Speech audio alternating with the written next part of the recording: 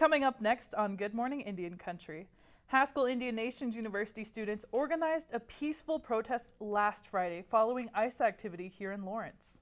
Also, Prairie Band Potawatomi Nation has launched a new ecological initiative focused on protecting and preserving natural resources for future generations. Shia Blackcloud sits down with Stefana Rupnicki, Prairie Band Potawatomi Nation's Breastfeeding Coalition leader and co-founder. These stories and more just ahead.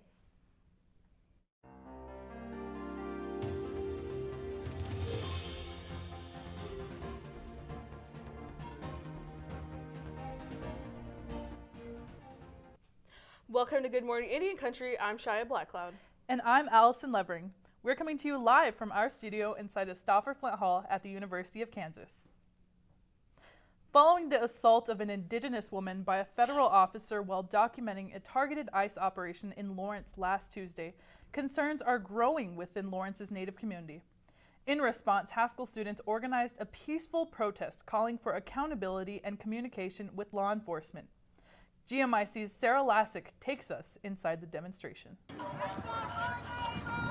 Hundreds of Lawrence residents gathered in South Park last Friday for an ICE Out protest organized by students at Haskell Indian Nations University. The protest comes following the detainment of 5 community members and growing concerns about profiling by law enforcement. If they target everyone that looks a certain way, then everyone that is following them and believing what they're believing, they're going to be like, oh, we need to implement this, we need to treat these people the same way. The central message of the protest? No one is illegal on stolen land. People came and stole our land, and so for them to say that that's their land and then they can't have illegals come in or just foreign people, that's kind of like a hypocrite thing. Beyond raising awareness, students hope the demonstration encourages stronger communication between Native communities and local law enforcement. So I think as Native people, we have a place here in this community, and law enforcement should know that they should be coming to us and asking us, what can we do about this? What policies can we implement? How can we make changes through lobbying? For many, the protest was not just about immigration enforcement, but civil rights, representation, and equal treatment under the law. My sign, land of the free, but for who, is exactly, of course, my message, of course. If this is the land of the free, how come we're the ones that are being harassed? This is the land of freedom, but we don't have freedom anymore now.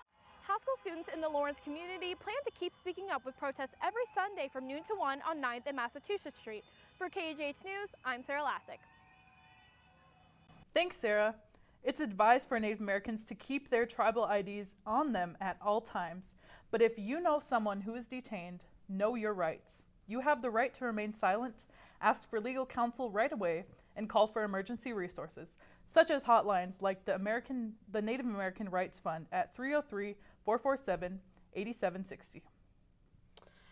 The Haskell Open Market is looking forward to another season with its first market of 2026. Happening last weekend at the Haskell Student Union, the market features vendors offering art, cuisine, and an array of Indigenous-made products. This initiative provides students, community, and vendors with opportunities to pursue entrepreneurship and display their creativity. The story goes, Mackie Moore and I had a discussion back in 2022. We noticed that the farmers market only allows individuals to sell food products, which cuts a large profit margin for Native American entrepreneurs. So we wanted to open a market that would be available to, of course, Haskell student entrepreneurs, clubs, but then also to the general public as well. You can find more on the Haskell USDA Extension Office Facebook page, where events are posted regularly. Next market will be March 28th. The Lawrence High School Intertribal Club Powwow came alive on Saturday, offering dancers a vibrant stage to celebrate their culture and showcase their talents. Spectators and attendees were treated to intertribal dances and contest dancing. A few categories including women's traditional, jingle dress, men's grass, and fancy.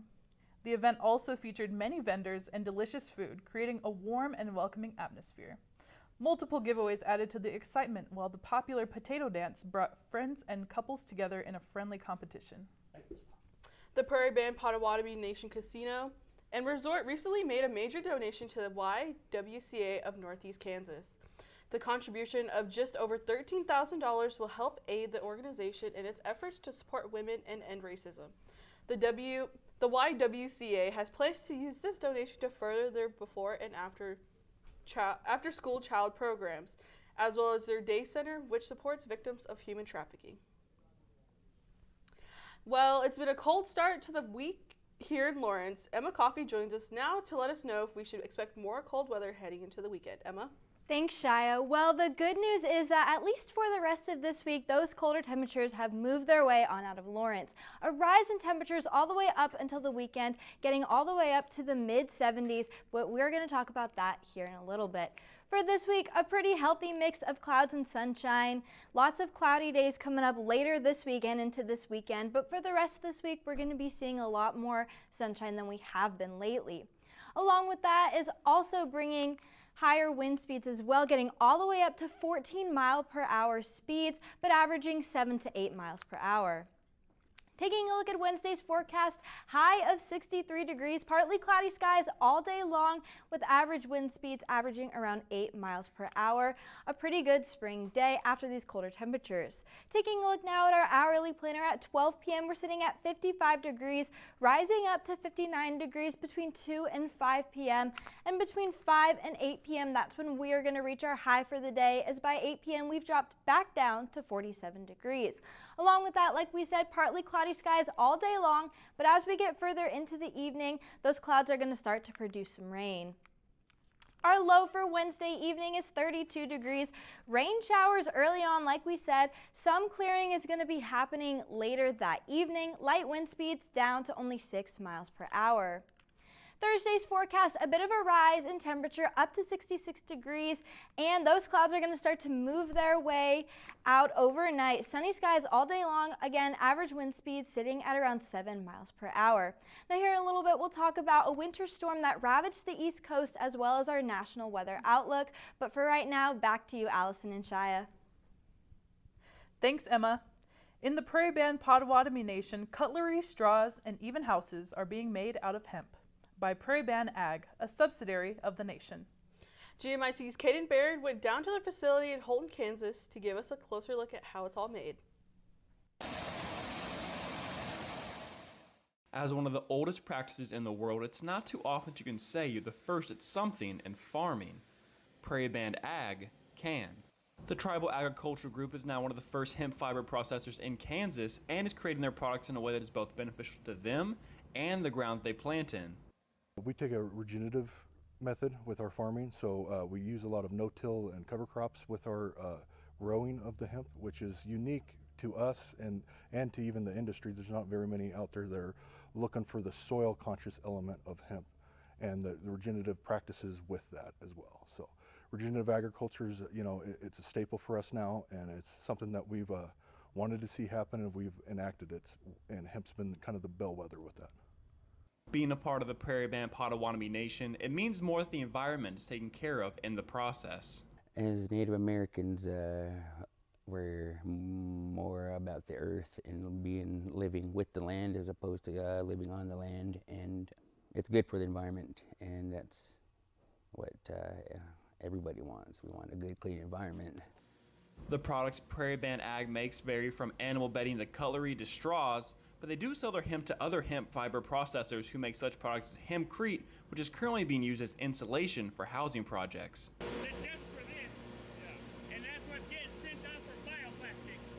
A main benefit of buying these hemp-based products is that they will also degrade faster, resulting in less waste. It's like environmental friendly, but this will break down as opposed to some of the chemicals in the plastic, say your shampoo bottle or your toothpaste. That won't break down. It's whatever they call it, forever chemicals, and it won't ever break down. But it'll break down, and you can return it, return it back to the earth. For Good Morning Indian Country, Caden Baird. Thanks, Caden. All proceeds from Prairie Band Ag will go directly back to the tribe for the elders to decide what to do with. The brand name for all products Prairie Band Agriculture makes Mino Kiwin, meaning from the earth. Here at GMIC, we think it's a great product. Good Morning Indian Country is supported by Press Forward, the nationwide initiative strengthening communities through local news.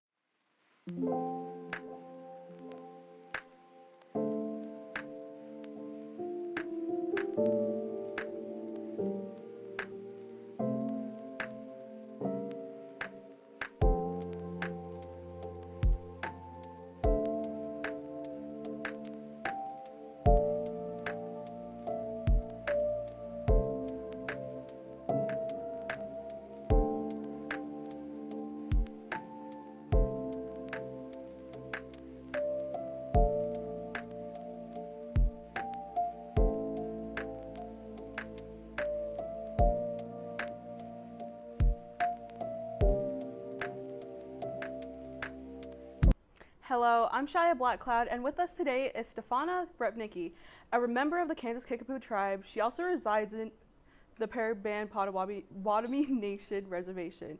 She is a certified lactation consultant, indigenous lactation counselor, leads and co-founder of the Prairie Band Potawatomi Nation Breastfeeding Coalition.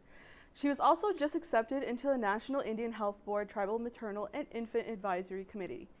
She was one out of 12 that were accepted out of numerous applicants. Welcome, Stefana. Hello. How's it going? Hello, I'm good. How are you? Good. So why don't you tell us a little bit more about the coalition that you founded and lead? Okay, well, it initially started because I didn't have any breastfeeding support for my first baby, and also with my second one. I breastfed my first one for 3 months, and then my second son for 5 months. And it wasn't until my third son that I actually had a breastfeeding peer counselor from the WIC department in Jackson County. Her name was Chris Kessel. And she was amazing. She helped support me during that phase. And I was able to breastfeed him for 26 months. And so that kind of let like a little light bulb go off. And I asked her if she supported a lot of the indigenous moms in my community, because I was very, very vocal about breastfeeding. Yes. And I had moms come to me and ask questions. And she's like, well, kind of.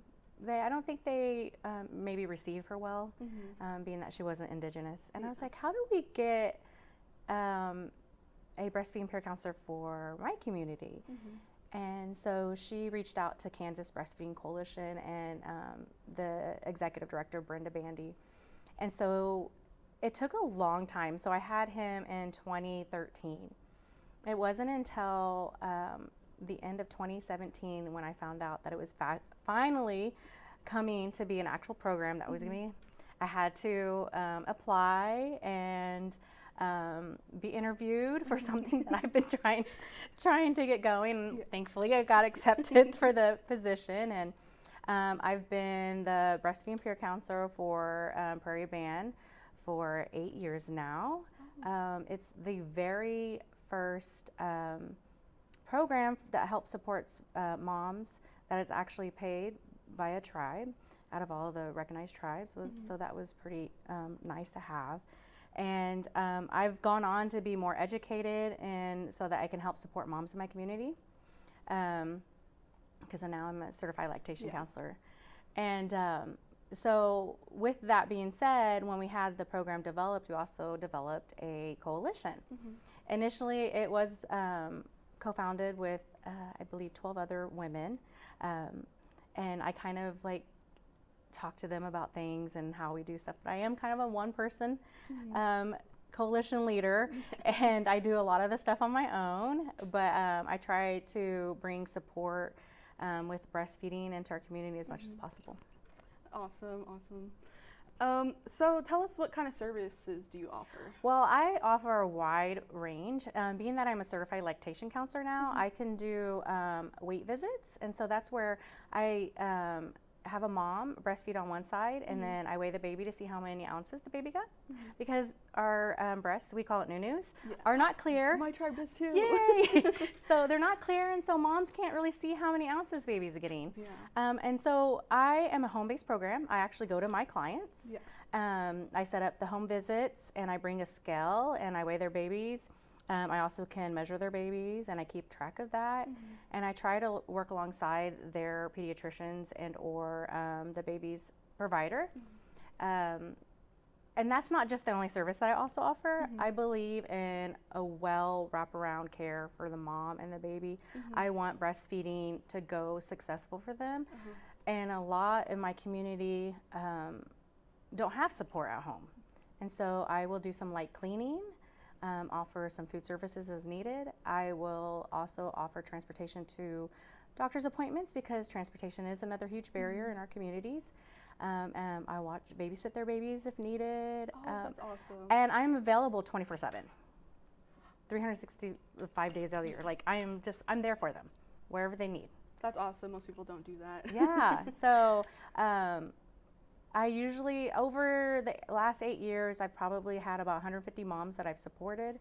Some of them are repeat moms. They're like my families. I like to keep up on them and watch their children grow. And thankfully with Prairie Band, we support moms up until the age of 3 for breastfeeding. That's awesome. Yeah. So can you explain to us how you got involved with breastfeeding support?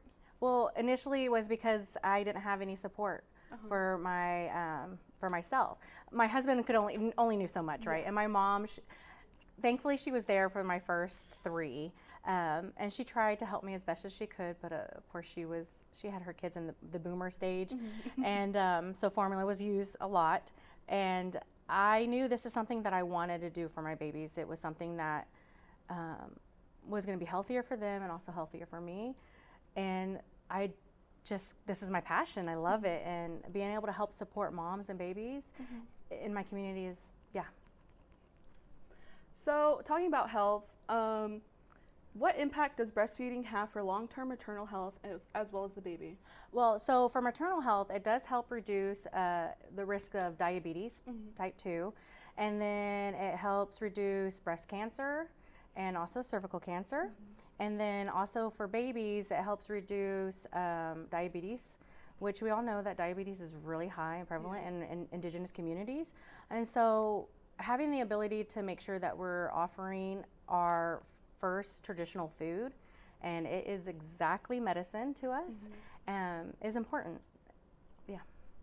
So how do you introduce cultural or traditional knowledge into breastfeeding?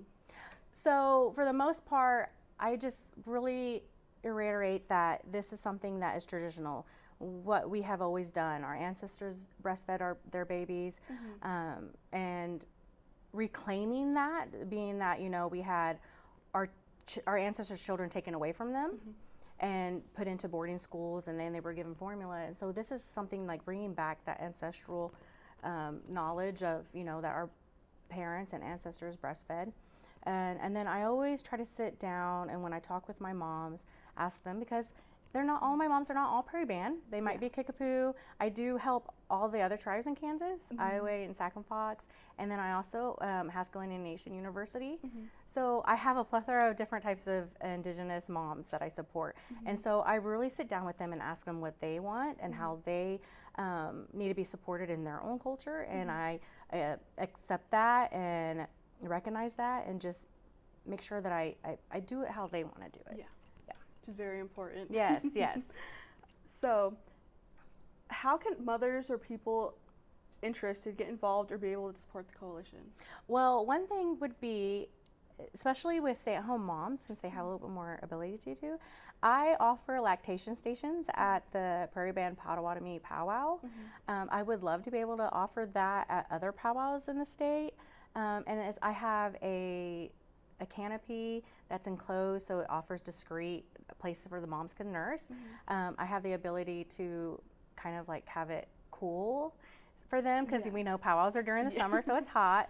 I also offer, like, so they can change their babies there. I offer diapers, wipes. I'll have light snacks for them. It's just a place for them to be able to come at the powwow, take a break, and breastfeed their babies. Obviously, I support nursing in public, and so I would like for them to go ahead and breastfeed, because that's something that if the community sees you doing that, more babies and our kids are going to see that, and they're going to want to do that when they become adults. But it's nice to have that kind of support when you might feel uncomfortable. And so there's always a lot of other things that I like try to do. So if they can just get a hold of me, and they can help me if they want to get started. I would like to be able to have like groups for maybe like walking groups with moms, so they can take their babies out. Like springtime, summer is really good. And then a lot of moms, I feel since after COVID, really just stick to themselves. And I see the mental health kind of decline, and being around sisterhood is really important. So, yeah. So, as a community, is there anything we can donate to the coalition if you guys need? Yes, I accept diapers. I accept any breastfeeding supplies. So, breastfeeding bras, nursing bras, pumps. Diapers is a huge one to be able to get those. So and clothes for babies. I take those kind of stuff, and I also do informal milk sharing, which is another that's a traditional aspect that I bring. And so I try to have moms that I know that are breastfeeding and have us oversupply if they would like to donate to other moms in need. And so I transport milk that way. That's awesome. As well. So yeah. So if I haven't asked already, is there anything you would like to add? Oh my goodness, there's so much that I do that I would love to add. Well, so I am on the United States Breastfeeding Committee Board of Directors. I'm also in Kansas Breastfeeding Coalition Board of Directors. And not only do I help those, I also help with Southern Plains Tribal Health Board. I'd love to be able to shout out some of my mentors, if that's okay. Oh, go ahead. Okay, good. So when I first started with the becoming a breastfeeding person and like wanting to like get out there and know, I reached out to Kimberly Moore Silas and Cami Goldhammer. They're both Indigenous IBCLCs, which is International Board Certified Lactation Counselors. And so they're two of my huge mentors. They were actually the first two Indigenous women to sit on the United States Breastfeeding Committee. I would be the third. And so they've just been a huge support to me. And actually I took their course, which is the Indigenous Lactation Counselor Training, in October of I think it was 20, I'm not sure how many when it was that actually. It was a couple years ago. I had them come and we did a training, and I had 3 other women take the course with us. And so I have some mentees that I help mentor. And then a huge one is Amanda Singer. She's with the Navajo Nation Breastfeeding Coalition. She was the one that I reached out to first on how to build a coalition, especially a tribal coalition. And if it wasn't for those 3 ladies, I don't think I would be where I am today. But also just my Indigenous Lactation Counselor sisters.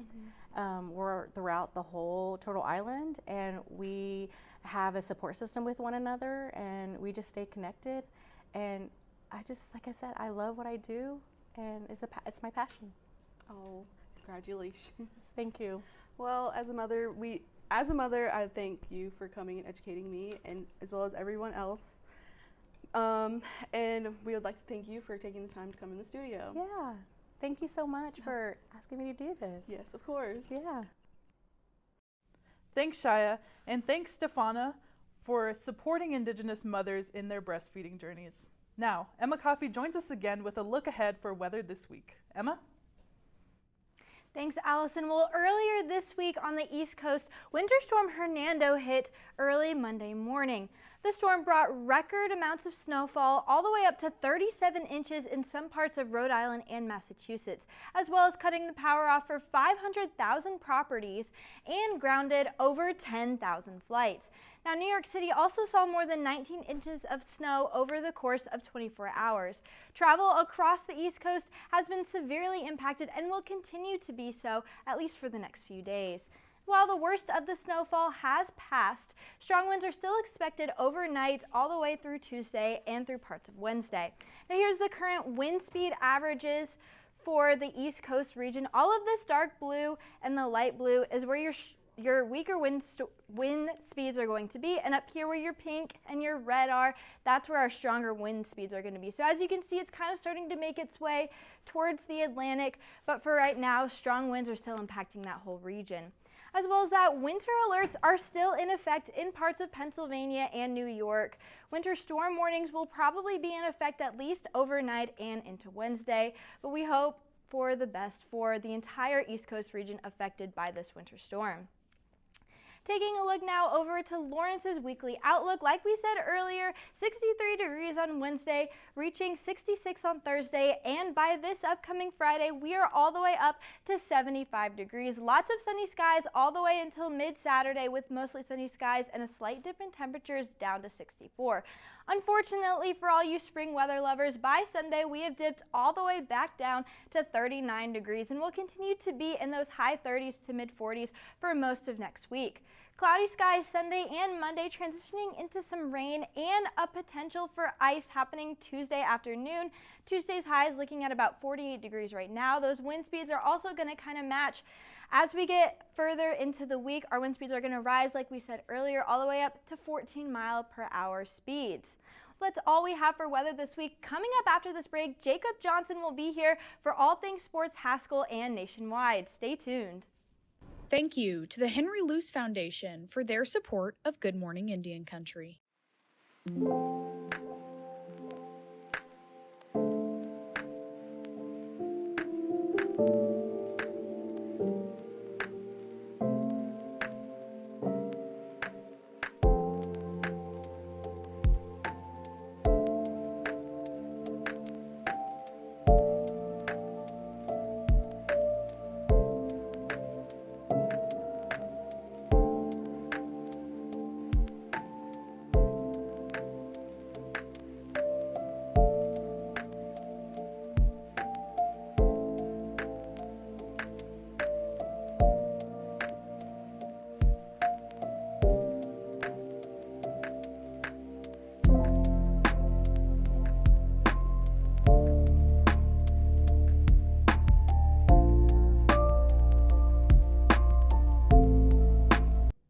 Welcome back to your weekly recap of sports all over Indian Country. I'm Jacob Johnson, and I'm very excited to be bringing you all the latest sports news. So without further ado, let's get going.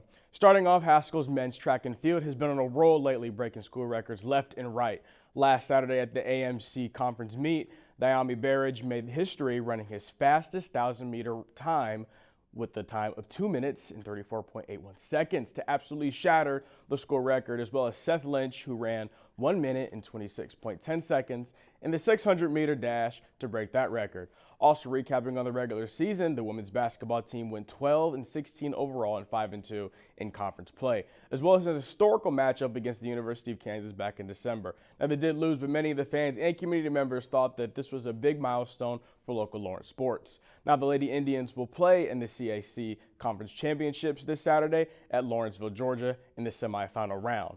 Now, pivoting to the softball team has still yet to see its first victory, falling to 0-6 to start the season, but will have an opportunity to seek redemption tonight against Kansas Christian College in a doubleheader. One of those games, however, is already over, but while we wait on those results, let's take things back to last December, where our crew had the opportunity to head up to Minnesota to cover the Native American All-Star Game. This was a week-long event that allowed Indigenous football players across the country to compete in the game at U.S. Bank Stadium, sponsored by the NFL. And I could talk about this event all day long, but I think KU alum and 07 Orange Bowl winner Derek Fine should do most of the talking. So my vision and kind of our vision of what we're looking to do with this organization, with this foundation, is to be able to expand athletics and attention on athletics across Indian Country, okay? So with a lot of our communities across the country, there's not as many resources where they're at. Some of our communities that are going to be a little bit further out, a little bit more rural, okay? They're not hotbeds for being able to promote recruiting for our athletes, okay? We have tons and tons of athletes all across the country, over 500 different tribes across the country, right? We have a lot of people. We have a rich history across athletics in this country, within Indian Country, right? So our vision is putting all of these kids together, being able to give them new skills, not just in athletics, but also in leadership and financial literacy, Our goal and our vision is to fully up-level all athletes across Indian country in sport and within their personal lives. That's our vision, what we're doing, where we're trying to help progress Indian country and our kids. When I got that letter, man, I was happy. I mean, getting the chance to even just come out here and play out here in this Viking stadium is awesome. Being able to do all the things that we did, and then not only do that, but also be with the people your kind, my indigenous brothers. I mean, it was awesome. It was a great feeling. Yeah. That is all the sports news we have today on Good Morning Indian Country. Stay tuned on our socials for updates throughout the week. And as always, we'll be back next Tuesday. But before our closing remarks, let's take a break. Good Morning Indian Country is supported by the University of Kansas William Allen White School of Journalism and Mass Communications.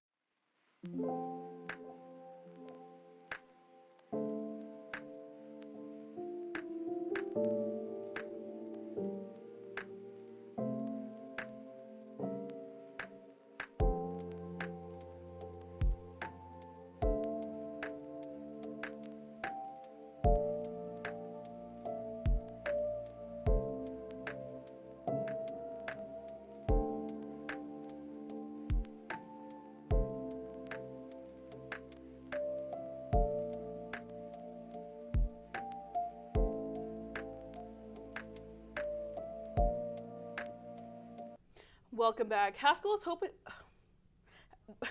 Sorry, I'm so sorry. Haskell is hosting a pop-up thrifting experience Thursday, March 26th from 11 a.m. to 2 p.m.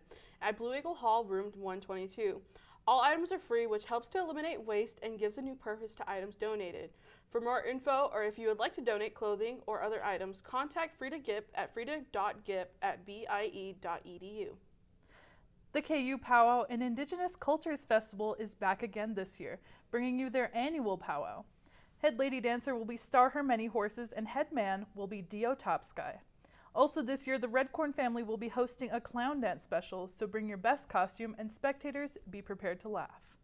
All this will be held Saturday, April 11th at the Lead Center Powwow Grounds, with grand entries both at 12 and 6 p.m. We hope to see you there. And thanks for watching this episode of Good Morning Indian Country. Another thank you to Press Forward, the Henry Luce Foundation, and of course, the William Allen White School of Journalism for their support of our work. Don't forget to follow us on social media, on Facebook and Instagram at Good Morning Indian Country. As always, stay good Indian Country, and we will see you next week.